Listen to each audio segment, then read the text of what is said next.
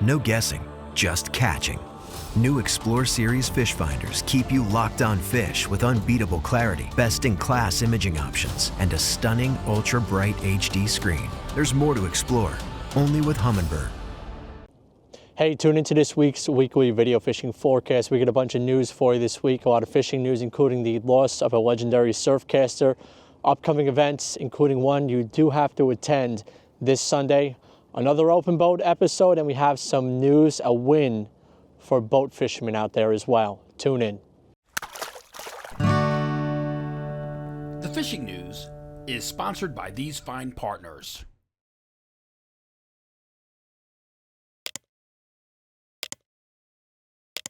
Today's date is January 16th, 2025. Cold weather is still here, so hopefully we will be doing some ice fishing in the coming weeks. Stay tuned for a potential video on that. Real exciting stuff. In other news, the New York Boat Show is coming up next week, and if you're looking for a deal on a boat or just a good time with the family, this is a great event to attend. Check out the latest boat review that just landed on our YouTube channel, the Cobia 285 with Captain John Raguso. Click on the card or check the video description for the full-length video. In other news, we're happy to announce a win for the boating community.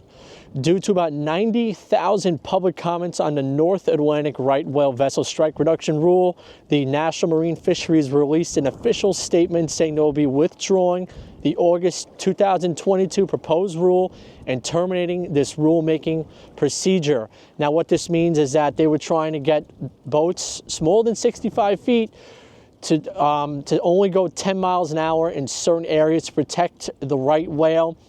Again, those public comments are really important, as we have stressed before, and because of those almost 90,000 people who did submit a public comment, they're withdrawing this, a win for the boating community, and they will not be going after this after all. Let's be very happy for this, and nice job to anybody who stepped up and put in a public comment. Grady White Boats is coming to the New York Boat Show January 22nd through the 26th. Come see 9 models on display and take advantage of special factory incentives. We look forward to seeing you there. The Fisherman Flea Market is back at its new location, the Hibernian Hall, 27 Locust Avenue, Babylon. Sunday, January 26, 10 a.m. to 4 p.m. Over 50 tables with new and used fishing gear. Save $1 on advance tickets. Get all the details at fishermanfleamarket.com. Some unfortunate news that we have to announce at the Fisherman magazine here. Legendary surfcaster and lure maker Ralph Votta passed away last week. Ralph was a friend of mine and many others. He was one of those that bridged the gap between fishing in a different era and a modern day. He'll be deeply missed. If you do want to see the passion that Ralph had for the sport, take a look at this Surfcaster's Journal video produced 7 years ago with Ralph, showing him talking about his tins and how to fish them on a Long Island sand beach. Rest in peace, Ralph. For more than 20 years, anglers everywhere have come to know one thing, that nothing says no to fish bites. Now let's check in with some upcoming events around the island. Starting off, January 19th is Striper Day. That's this Sunday, located at Ward Melville High School, 380 Old Town Road. There's going to be a lot of vendors there, some great seminars. I'll be giving a seminar myself at 11 a.m. on togging from the shore from Long Island beaches. You do not want to miss this event. It is a must attend. Then January 22nd through the 26th is the New York Boat Show at the Jacob J. Javits Center, New York City. Opens up from noon to 8 p.m. weekdays and from 10 a.m. until 8 p.m. Saturday and 10 a.m. to 6 p.m. on Sunday. For more information, visit nyboatshow.com. Then on January 26th, that is Sunday, it will be the Fisherman's Flea Market. I'm going to be there at the Fisherman booth. That's at the Babylon Hibernian Hall. Then on Sunday, February 1st, is the Route 110 Fishing Flea Market. It is the pre-Super Bowl fishing flea market held at the new location, 535 Broad Hollow Road in Melville. The Fisherman will be present at all these events just mentioned. Come on down and see us at the booth to sign up for the magazine, and you will walk away with a Danko 6.5-inch set of fishing pliers to $29 value just by themselves. For all the details on these events and more events from the Fisherman, visit thefisherman.com/events.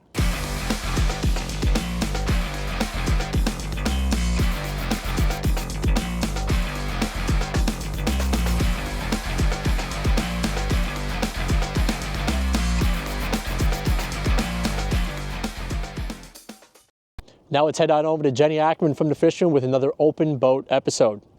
Guten Tag, howdy howdy. We're back with Open Boat, part 2 of the Winner's Circle. Let's go. Now, the second week challenge was to catch a fish on a popper. Could be a pliers, could be a pencil, could be a hybrid, whatever floats your boat, Cap, you're throwing it and you're catching on it.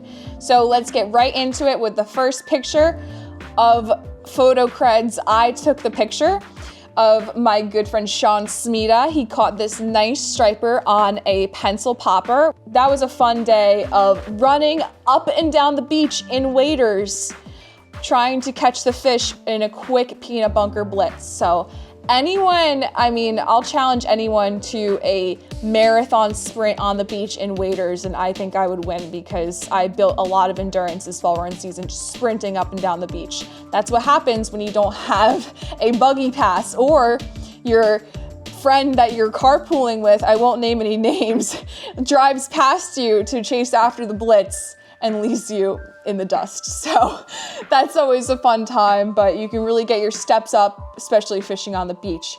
Moving along to Long Island, we have Bob Duggan with this nice fish caught on a popper, and he left a nice message saying that I saw your video YouTube segment on pencil poppers, one of my favorite lures. You had some nice gear on your surf belt and made a very smooth cast. Literally, thank you, making me blush here. Attached is a photo of a keeper slot striper, one of 2 I recently caught on the local Long Island South Beach using a white 8-inch Gibbs pencil popper. And he said that he got some intel from his good friend and fellow fisherman, Mike the Mailman, potential relation to Bob the Garbage Man, just working different jobs, I don't know. He said that he delivered a text saying that birds were working in the water, so I had to investigate, as you should. And it was such a pleasure to catch them on my G. Loomis surf rod and pen reel. That is a classic combo that is a staple for many fishermen for years and years and years and decades. And he knows that he's working the surface lure correctly when the seagulls are hovering. So if the seagulls are gonna want to attack your pencil, then the fish are gonna want to too. So it's doing the right job. That's the one big thing with walking the dog on the surface with a pencil popper. Going back to New Jersey, we have Mark Soley with this nice fish on a white pencil popper. Love to see it in the wash and everything. Still keeping it in New Jersey, we have Paul Finken with 2 nice stripers caught on, it looks like a hybrid pencil popper. I'm not gonna be guessing any of these names here of the brands and stuff, but these are really nice fish too. Really nice fish caught off the surf. Love that you can see the boats in the background and everything. Nice, perfect flat day for using a top water lure. And then we have Andrew McCain of Pennsylvania caught this nice fish on another same style pencil popper right there. And moving on, we're still in New Jersey. We got a lot of Jersey submissions here. We have Rich Flanagan walking up the beach with a nice one on a pencil. And following that, we have Sebastian, whose social media is Fishing with the Polish Guy. A nice fish caught on a pencil right there. And then we have Adam Cruz of New Jersey, another fish. And also it's a really nice scenic picture too, so cahoots to you. And following that, we have from New England, They Live, You Sleep Fishing with a nice fish caught on an Outcast hybrid popper. I can recognize that. Outcast makes nice lures. I like their stuff. It's pretty work. Following, we have a boat entry. We have James Heaney of New Jersey with a striper caught on a pencil. You can't beat a top water bite off the surf, but on a boat too, it's just absolutely spectacular. Keep it in New Jersey. We have Chris Letcher, and he said that he landed this beautiful overslide in Ocean County on what I call the mutt. Inspired by the great Larry Dahlberg, I mold and recast some favorite lures and incorporate the features I like from several others. So he's making like a Frankenstein pencil lure here, but that's really cool to modify and take your favorite lures and make them into one Franken lure. And he says, you'll be amazed at what you can catch with resin, properly bent bicycle spokes, and some dollar store nail polish. So let's take another look at that lure right there. That's honestly like pretty work for a homemade lure. And extra points for you for catching it on a homemade pencil. That's not that easy to do, making lures. It's something I don't even know if I would even dare to get into, but if you know the talented New England editor Dave Anderson, he makes lures all the time through Surf Asylum. So he's very skilled with that too, so it takes a lot of work. Moving on, we're still in New Jersey. We have Vance Slosher, age 9, caught 2 nice fish on a pencil. I'm not gonna say if he skipped school though, but it's fine. I know a lot of kids this fall run season were taking some sick days to get out and fish the surf, and big cahoots to you, Vance. You definitely get bonus points. All smiles there. I love to see it. Still in New Jersey, we have Andrea Spinola with a nice sunrise fish on a pencil, and honestly, a really cool custom you got there. I love looking at when people send me fish pictures and the rod's like laying in the sand next to it. I love zooming in and looking at your custom work because I build my own. Interesting color combo with the neon green and the grape purple. I really like that. And there's a mermaid decal on the top too, and the grips are really nice. So pretty work on the custom rod, whoever made that. If you made that for yourself, I mean, cahoots to you, good job. And then we have a submission from Cookie in New Jersey. You got a classic lineup of fishermen behind him too. Sticking it back to New Jersey, this was a really cool entry. So his name is Peter Bechtel. Sorry if I butcher your last name like anyone in this. And his wife Ruth. And they are from Mozambique, Africa. And he says that he follows the Fisherman Magazine New Jersey channel even when he's out of the USA. He says he's semi-retired and spends 5 months in the US and the rest in Africa. He says that he loves the Jenni and Jim show. So Jim, you're getting a little shout out here too. And he says that he fished New Jersey a lot when he was a kid, grew up in Cape May Point, and then he went to Africa in 1982 to work for the African Nature Conservation. So he just started fishing back in New Jersey, and here he is with a nice big fish on a pencil, and even his wife Ruth got into it. She caught a little shark, but that's, the stretch of the Fisherman Magazine going all the way to Mozambique. So that's really cool that we have subscribers that go the distance to catch a striped bass. And then moving on, we have Jason Diamond with a nice bass caught on a pencil. And last but not least, we have Chris Letcher again, caught a nice bass on a pencil, but he gets bonus points because not only did he catch fish off the beach, he watched my episode of picking up garbage on the beach. Let's go, Chris. Thank you for picking up garbage and throwing it in the trash where it belongs. Everyone should be doing this. I mean, this is like the bigger aspect to it. I might do next year a similar thing where you send in pictures of you throwing away trash on the beach, just so I know you're doing it so you don't get coal in your stocking. But picking up trash on the beach for spending the amount of time you're on the beach fishing could equate to cleaning a whole beach. I mean, there should really be, I'm considering like trying to do like a surf caster's beach sweep. I know a lot of guys along the coast are doing it, but if you're in a fishing club, do it. Like literally give it a shot.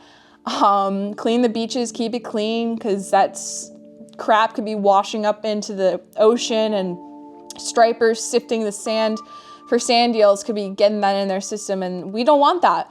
The future stripers it's such a risk with everything going on from, the can of worms. I don't even want to get into it, but the future of the fishery for every single marine fishery species is so important. So, keep it clean, clean the beaches, keep it clean. And that will end it for the part 2 with poppers for the winner's circle. So thank you guys for that, for entering everything for that.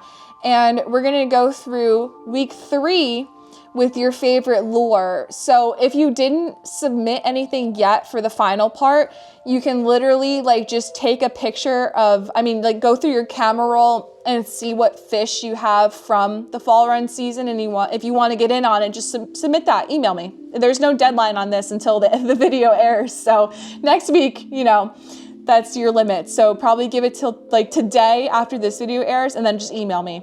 Just jackerman@thefisherman.com. You know the drill. So if you want to get featured, then shoot me an email.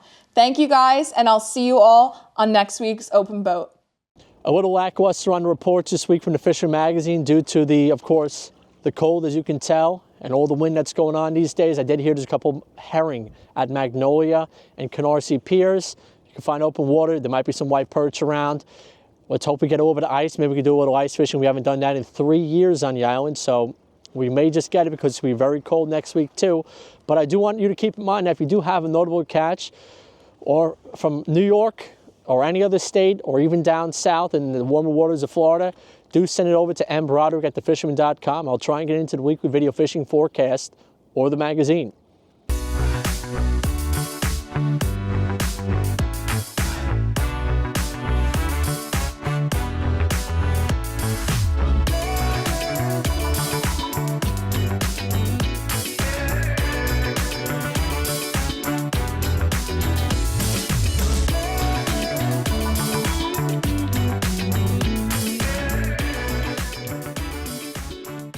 From Sag Harbor, we have Will and Andy.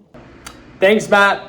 Report this week out of Sag Harbor. Guys, hope everyone had a great holiday and a great New Year. No, it's been a little while. Don't let the winter doldrums kind of completely set in yet. I think there's still a lot to do out there. We've heard of some great freshwater and local kind of trout fishing in and around the island, so that's great, and that's always another good option, whether it's fly fishing or regular kind of spin fishing as well. Good option to get out there. And in addition to that, there are definitely various charter and party boats that offer cod fishing, pollock, etc. So if you're willing to kind of brave the elements and obviously make sure you're dressed accordingly, guys, it could be a great way to get out there.